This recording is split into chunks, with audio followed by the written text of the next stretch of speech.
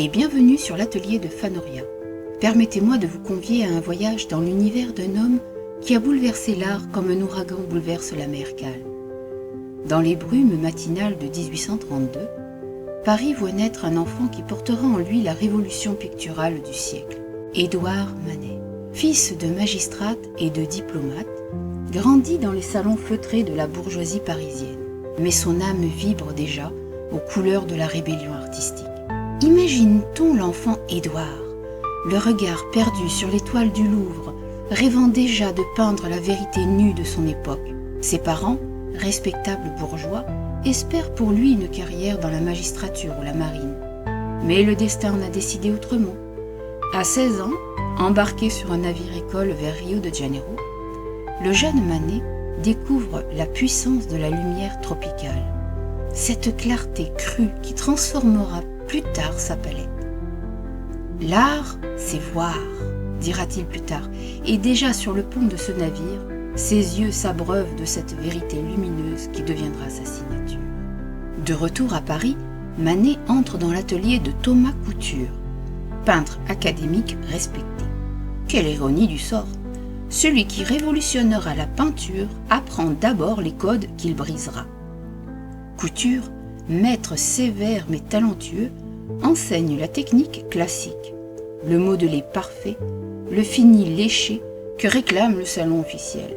Mais déjà, Manet questionne. Ses camarades d'atelier le voient mélanger ses couleurs avec une audace qui confine à l'hérésie. Il refuse les bruns bitumineux, préfère les tons purs sortant du tube.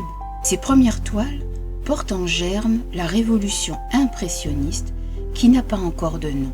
Une anecdote savoureuse nous est rapportée par Antonin Proust, ami fidèle du peintre.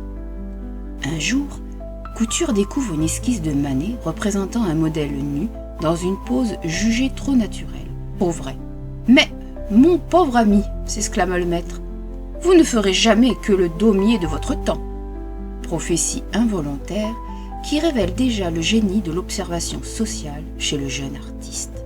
Manet voyage, découvre les musées européens avec la ferveur d'un pèlerin. À Madrid, devant les Velázquez, il comprend que la vérité picturale réside dans la synthèse, non dans le détail. Les Ménines lui enseignent l'art du raccourci expressif, cette économie de moyens qui caractérisera son style mature.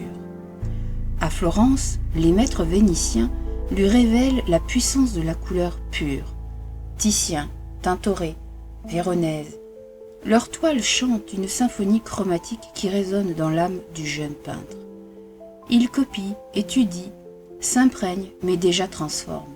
Ces copies ne sont jamais serviles, elles portent la marque de sa personnalité naissante. Il faut être de son temps, répétait-il comme un mantra.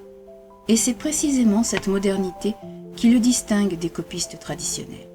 1863. Le salon officiel refuse le déjeuner sur l'herbe. Napoléon III, sensible aux protestations des artistes et conduits, crée le salon des refusés. Manet y expose son œuvre révolutionnaire sans se douter qu'il vient de jeter un pavé dans la mare de l'art officiel. La toile fait scandale. Une femme, nue, sans voile mythologique, sans alibi antique, déjeune paisiblement aux côtés d'hommes en costume contemporain. Le public bourgeois crie au scandale. Olympia Manet, car c'est bien Victorine Meurt qui pose, regarde le spectateur avec une impudence qui dérange. L'empereur lui-même, visitant l'exposition, frappe la toile de sa badine en déclarant « Voilà un peintre qui n'a pas le sens du décorum », compliment involontaire qui révèle la force révolutionnaire de l'œuvre. Zola, déjà ardent défenseur de l'art moderne, écrit dans ses chroniques « Manet nous donne enfin la vérité nue, sans phare, sans compromis, avec le goût officiel. » 2 ans plus tard, nouvelle tempête. Olympia s'expose au salon officiel. Si le déjeuner sur l'herbe avait choqué, Olympia provoque une émeute. Cette courtisane moderne, inspirée de la Vénus d'Urbain, Titien, défie les conventions avec une audace inouïe. Manet a gardé la composition du maître vénitien, mais remplacé la déesse par une prostituée parisienne. Le chat noir, symbole de sensualité, remplace le petit chien fidèle. La servante noire apporte des fleurs probablement envoyées par un client. Chaque détail clame une vérité sociale que la bourgeoisie refuse d'entendre. Le public se presse devant la toile pour mieux la conspuer.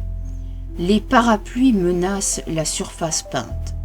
Il faut installer une protection, poster des gardiens. Manet, narquois, observe cette hystérie collective avec le sourire du révolutionnaire qui a touché juste.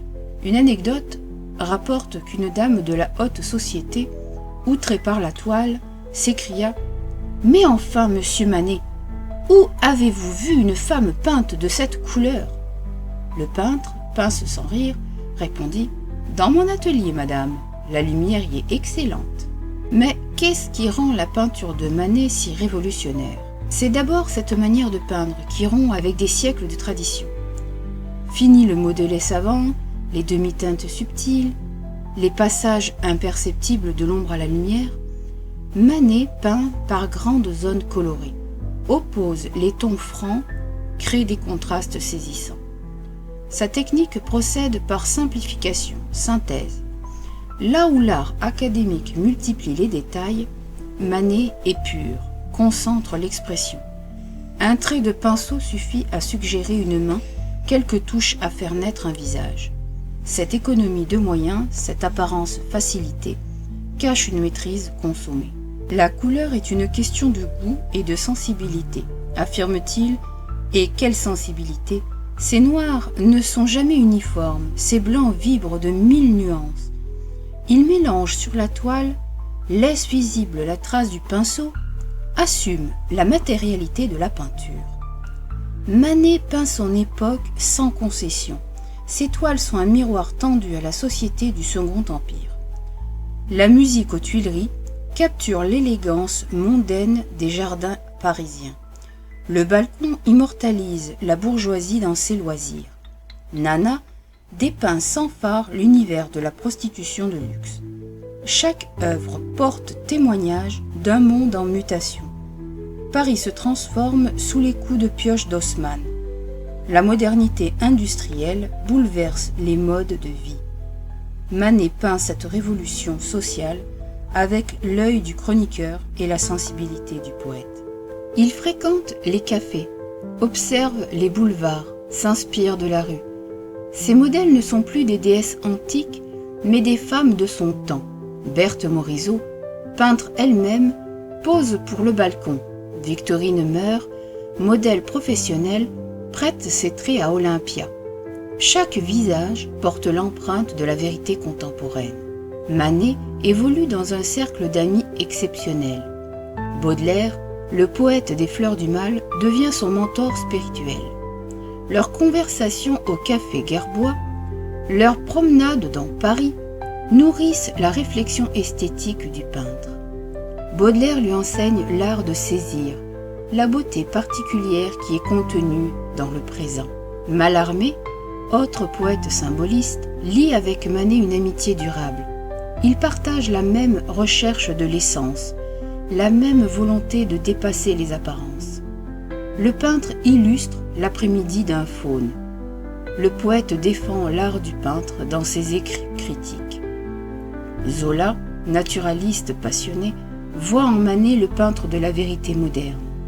Ses articles dans la presse défendent avec véhémence l'art du maître incompris. Manet peint la vie, écrit-il, et la vie, c'est tout l'art. Une anecdote touchante illustre cette amitié littéraire. Un soir, chez Mallarmé, Manet découvre le poète en train de corriger laborieusement un sonnet. « Que c'est difficile, la poésie !» s'exclame le peintre. « Mais non, répond Mallarmé. Ce qui est difficile, ce n'est pas la poésie, c'est la prose. La poésie, c'est fait avec des mots. La prose, c'est fait avec des idées. » Tous les jeudis, rue des Batignolles, une révolution artistique se prépare autour des tables du café Gerbois. Manet y règne en maître bienveillant, entouré de jeunes peintres qui deviendront les impressionnistes. Renoir, Monet, Degas, Caillebotte, Berthe Morisot. Tous viennent puiser dans ses conseils, s'inspirer de son exemple. Ces soirées sont un laboratoire d'idées. On y discute technique, on y débat esthétique, on y forge les théories qui bouleverseront l'art.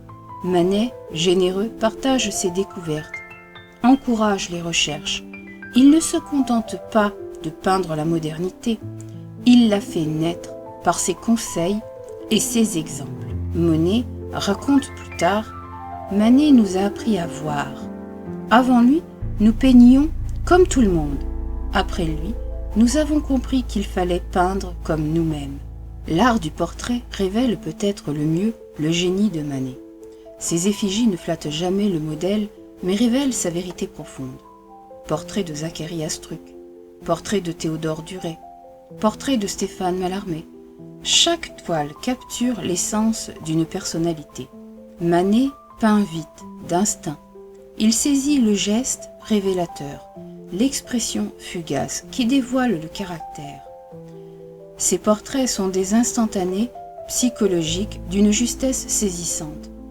Pas de pose convenue, pas de décor artificiel, l'être humain dans sa vérité nue.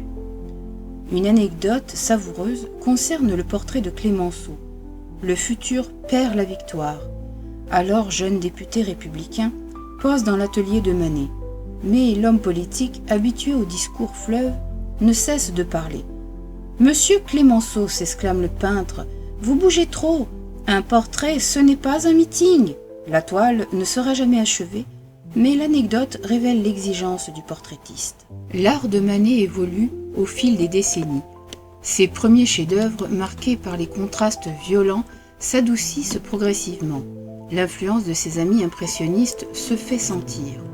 Sa palette s'éclaircit, sa touche se libère. Les canotiers d'Argenteuil révèlent cette évolution. La lumière vibre, les reflets dansent sur l'eau, les couleurs chantent avec une joie nouvelle. Manet découvre les joies de la peinture en plein air, s'initie au mystère de la lumière naturelle. Mais jamais il ne renie ses innovations premières. Son style mature synthétise les acquis de la révolution personnelle et les apports de l'école nouvelle. Il reste l'initiateur, le maître respecté qui a ouvert la voie. Les années 1870 marquent un tournant. Manet commence à recevoir quelques commandes officielles. Le bon Bock obtient un succès au salon. Le public s'habitue à son style, accepte progressivement ses audaces. Mais la maladie mine le peintre. Une affection nerveuse, probablement la syphilis, affaiblit progressivement son corps. Il peint avec une urgence nouvelle, comme s'il sentait le temps compter. Ses dernières œuvres portent l'empreinte de cette hâte créatrice. Un bar aux Folies Bergères.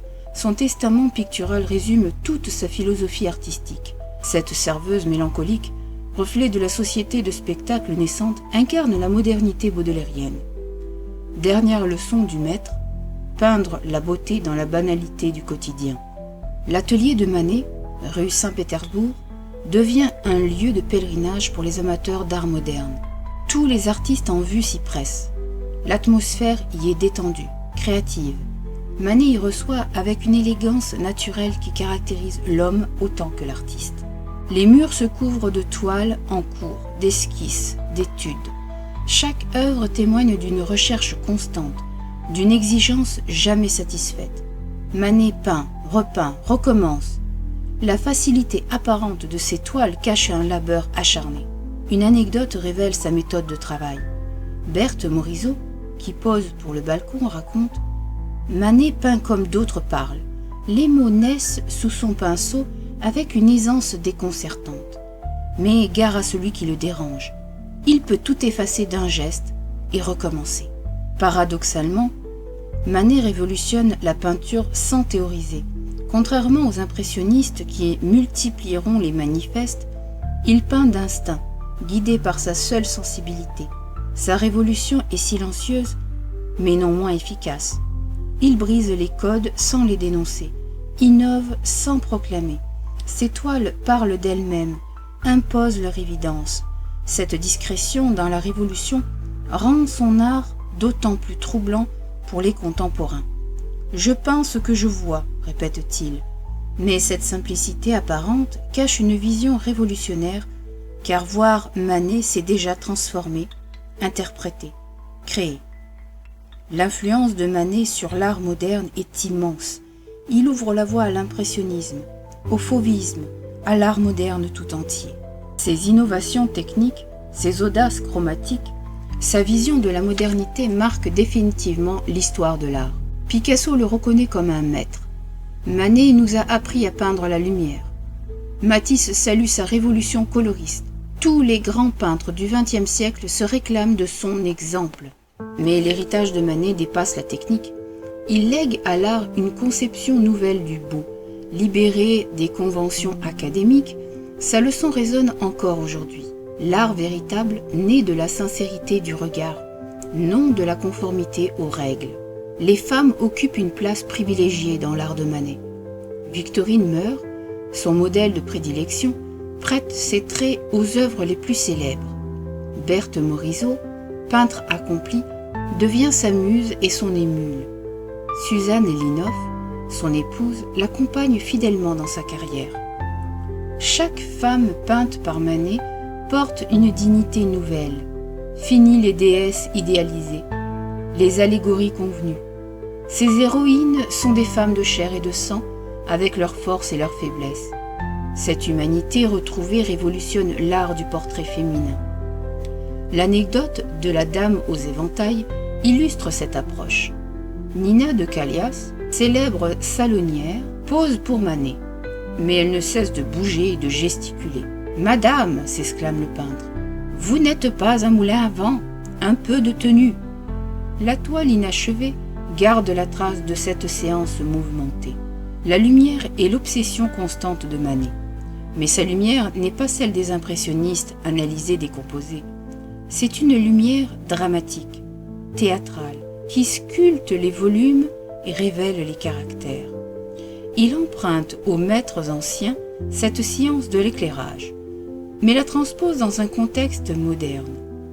Ses intérieurs vibrent d'une clarté artificielle. Ses extérieurs baignent dans une lumière vraie.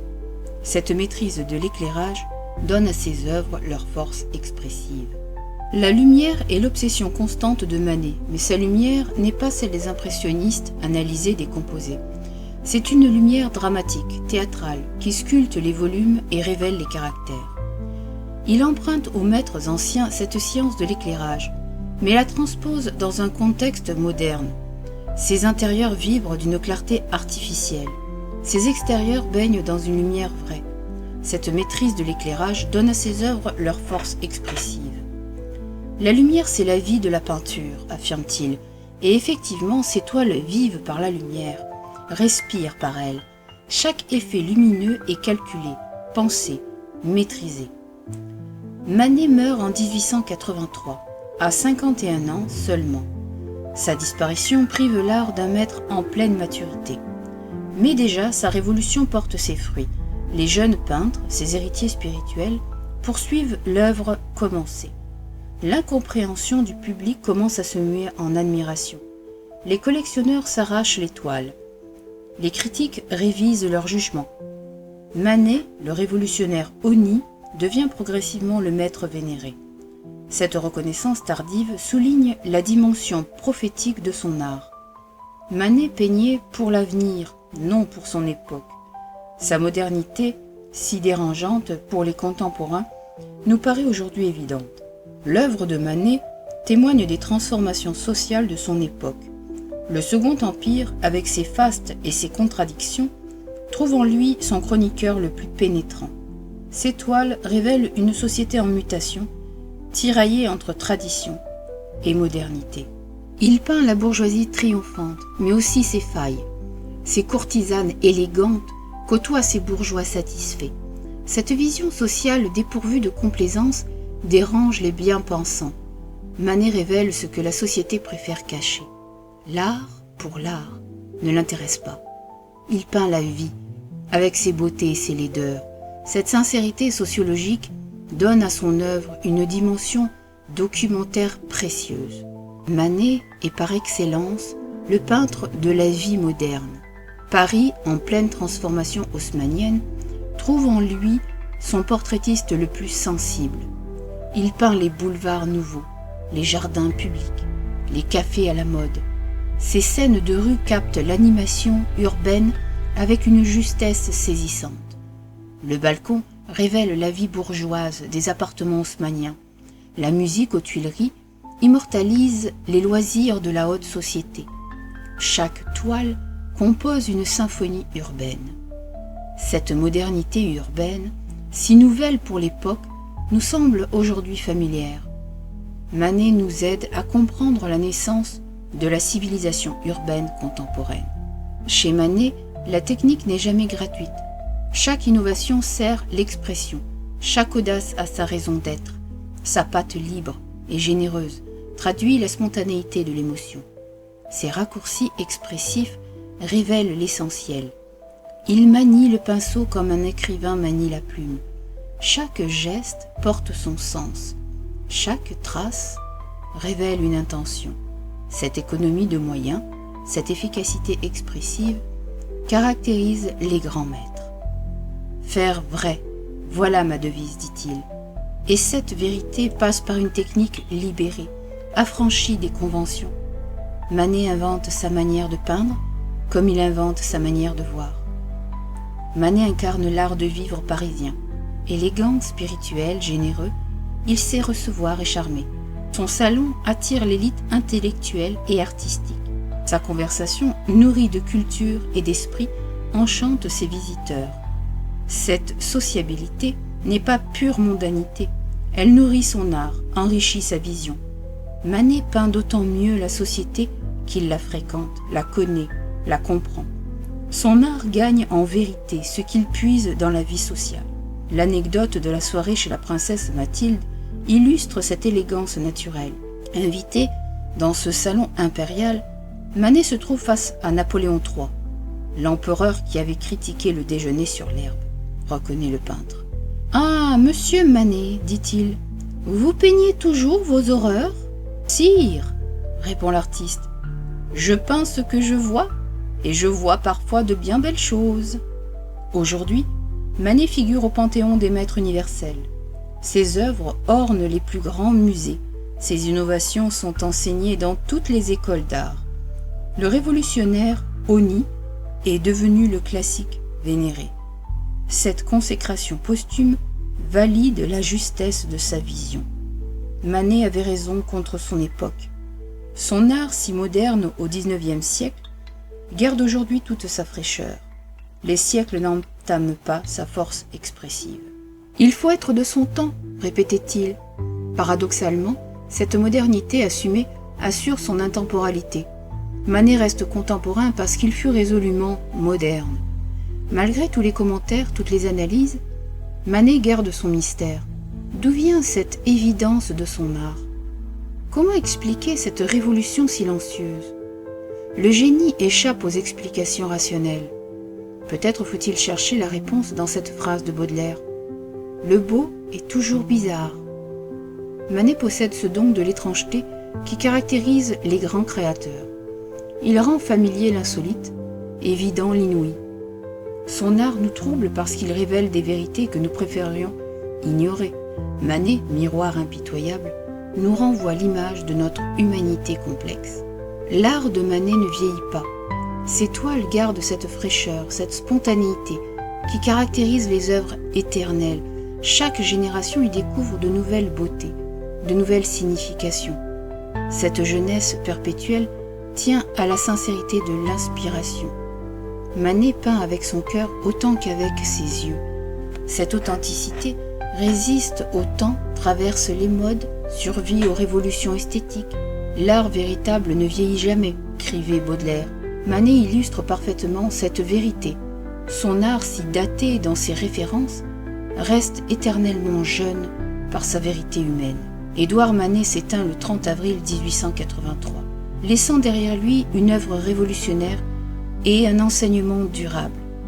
Ce bourgeois parisien, épris de vérité et de beauté, a transformé à jamais l'art occidental.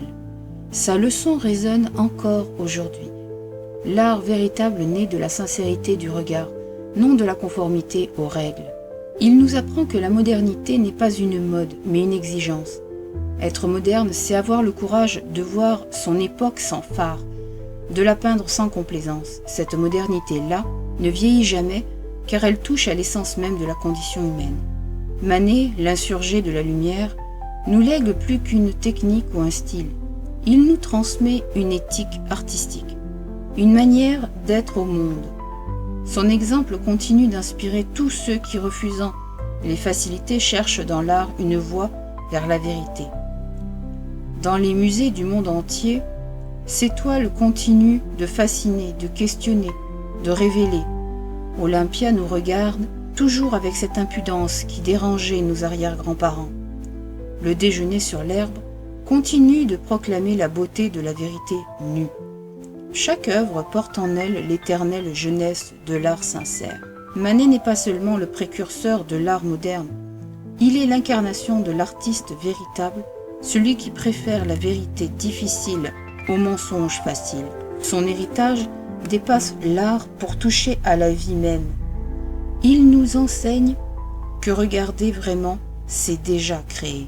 En contemplant l'œuvre de Manet, nous contemplons notre propre reflet. Car ce peintre de la modernité nous apprend que l'art véritable n'est pas évasion, mais révélation. Il nous confronte à nous-mêmes, à notre époque, à notre humanité. Et dans cette confrontation naît la beauté, cette beauté particulière que Baudelaire appelait la beauté du présent. Que l'exemple de Manet nous inspire, que sa sincérité nous guide, que sa révolution silencieuse nous enseigne qu'il suffit parfois d'ouvrir les yeux pour changer le monde. Et moi, je vous dis à bientôt.